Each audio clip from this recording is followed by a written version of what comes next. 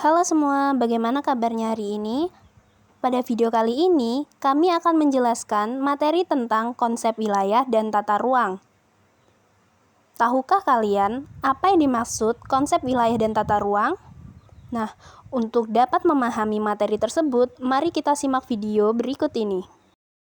Wilayah merupakan bagian permukaan bumi yang dalam hal-hal tertentu dapat dibedakan bagian-bagian lain di sekitarnya. Contohnya, wilayah pedesaan berbeda dengan wilayah perkotaan. Ada beragam konsep wilayah. Hal ini terjadi karena adanya perbedaan dalam permasalahan ataupun tujuan pengembangan wilayah. Pertama, wilayah homogen.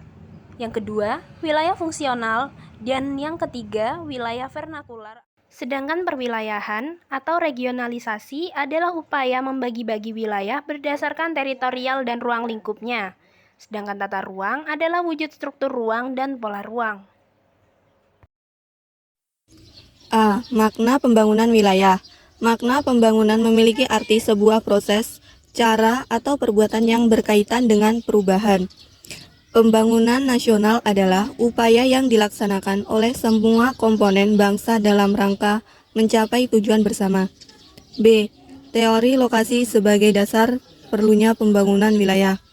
Perlunya pembangunan berbasis wilayah adalah teori lokasi. Teori lokasi terbentuk karena letak dan persebaran sumber daya dipengaruhi posisi geografis yang unik. C. Konsep-konsep pembangunan. Yang pertama, konsep pengembangan wilayah berbasis karakter sumber daya. Yang kedua, konsep pengembangan wilayah berbasis penataan ruang. Yang ketiga, konsep pengembangan wilayah terpadu yang menekankan kerjasama antar sektor.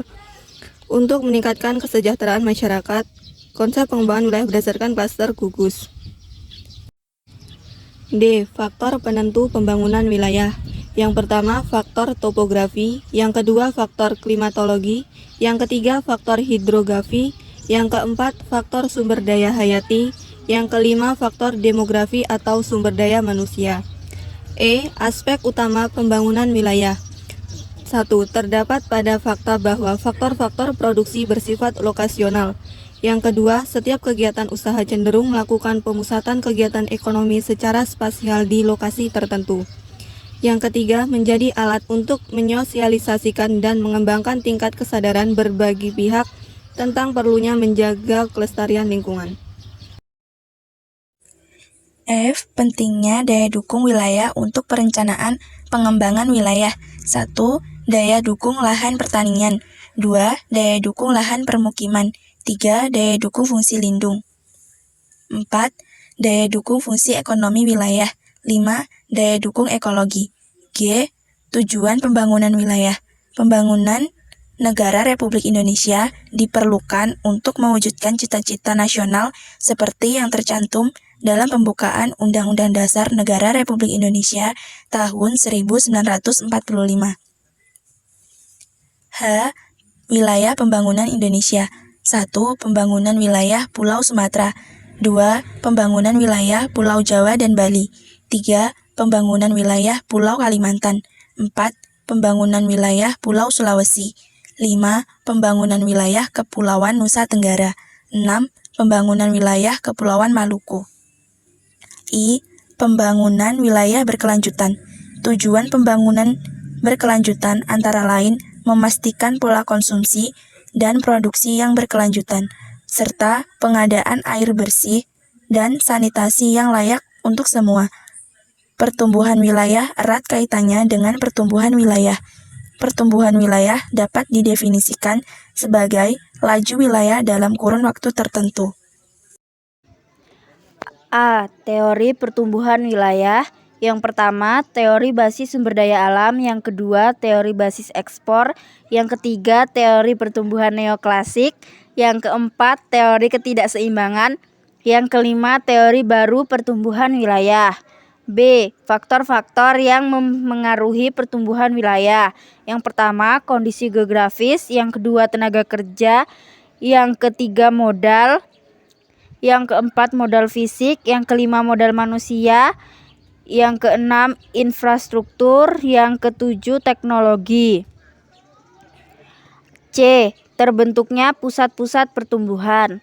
Awal pertumbuhan suatu wilayah sangat dipengaruhi oleh kondisi geografis dan sumber daya alam yang kemudian membuat perbedaan dalam kecepatan pertumbuhan wilayah. D. Ciri-ciri pusat pertumbuhan. Yang pertama, ada ketertarikan antara berbagai kegiatan ekonomi yang mendorong satu sama lain. Yang kedua, ada unsur pengganda yang diciptakan oleh sektor-sektor yang saling terkait. Yang ketiga, ada konsentrasi geografis dari berbagai sektor atau fasilitas yang menyebabkan efisiensi biaya. Yang keempat, mendorong pertumbuhan daerah belakangnya untuk dapat mengembangkan dirinya. F. Hierarki pusat pertumbuhan. 1. Pusat pertumbuhan primer atau pusat utama orde 1. 2. Pusat pertumbuhan sekunder atau kedua. 3. Pusat pertumbuhan tersier atau ketiga. Rencana tata ruang wilayah provinsi adalah rencana tata ruang yang bersifat umum dari wilayah provinsi yang merupakan penjabaran dari RT/RWN dan yang berisi tujuan, kebijakan, serta strategi. Rencana tata ruang wilayah kabupaten adalah rencana tata ruang yang bersifat umum dari wilayah kabupaten yang berisi tujuan, kebijakan, strategi penataan ruang wilayah kabupaten, dan rencana struktur ruang wilayah kabupaten.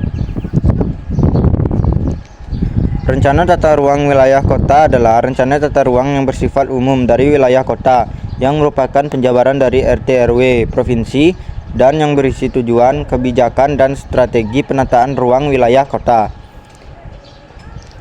D. Permasalahan dalam penerapan tata ruang wilayah. Yang pertama, masalah pembiayaan dan tenaga ahli atau kepakaran. Yang kedua, masalah keterbatasan pangkalan data atau database. Yang ketiga, masalah konflik kepentingan. Yang keempat, masalah ekonomi. Dan kelima, masalah sosial budaya.